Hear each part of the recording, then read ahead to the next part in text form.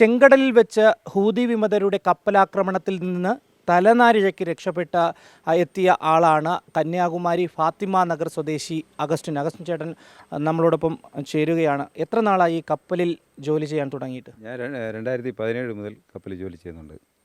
ഇപ്പോൾ ഈ കപ്പലിലേക്ക് പോയതെന്നാ? ഇപ്പോൾ ഞാൻ പോയിട്ട് 6 മാസത്തെ കോൺട്രാക്റ്റാണ് പോയത്.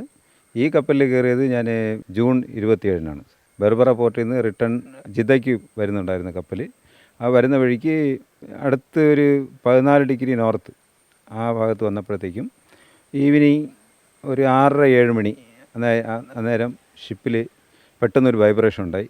അപ്പോൾ ഞങ്ങൾക്ക് എന്നെ നടക്കുകയാണെന്ന് മനസ്സിലായില്ല.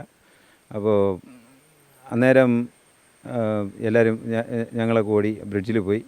അന്നേരം കാണുന്നത് ഷിപ്പ് ലെഫ്റ്റ് സൈഡ്, എൻജിൻ്റെ ലെഫ്റ്റ് സൈഡിൽ ഒരു അറ്റാക്ക് ഉണ്ടായി.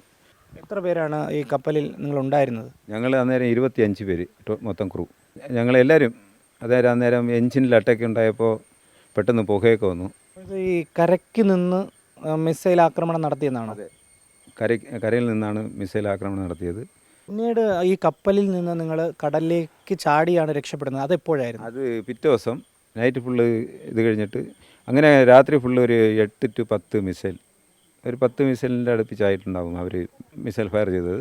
ഇത് 7-ാം തീയതി അറ്റാക്ക് സ്റ്റാർട്ടായി വൈകുന്നേരം 6 to 7 മണിക്ക്. പിന്നെ പിറ്റേ ദിവസം ഞങ്ങൾ 10 മണിയായപ്പോൾ എല്ലാവരും കടലിൽ ചാടി.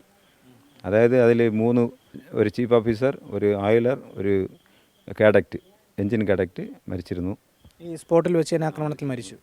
അത് കഴിഞ്ഞ് ഒരു ഇലക്ട്രീഷ്യൻ, പുള്ളിയുടെ ലെഗ് കട്ടായിട്ട് പുള്ളിക്ക് രാത്രി രക്തമൊക്കെ പോയിട്ട് പുള്ളി അൺകോൺഷ്യസ് ആയിരുന്നു.